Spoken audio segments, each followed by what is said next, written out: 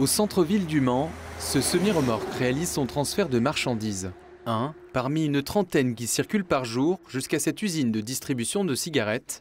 Un balai incessant pour ces riverains qui manifestent leur inquiétude.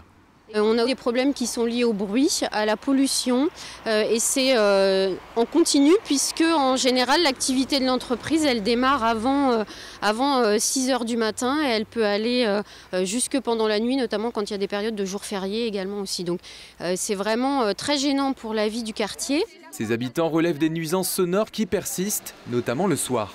Dormir, c'est pas évident, quoi. Parce que les camions, comme vous avez vu, font des marches arrière. C'est des camions, des semi-remorques avec une ou deux remorques. C'est des 44 tonnes qui passent au ras des trottoirs à 6,50 m des façades. Donc ça vibre dans la maison.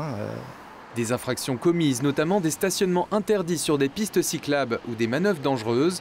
Un habitant de la rue Colonel Rénal partage le témoignage de sa compagne.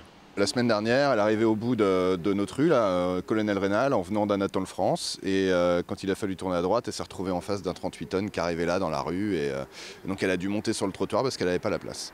Donc là, vous voyez, la voirie, elle n'est pas super large. Et donc quand on se retrouve en vélo avec un 38 tonnes en face, forcément, ça coince un peu, quoi.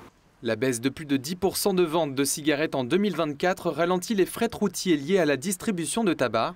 L'entreprise qui envisageait la construction de 2 quais supplémentaires dans l'usine a abandonné le projet. Mais pour les riverains, les intentions sont claires, que des mesures strictes soient appliquées pour sécuriser la vie des passants du quartier.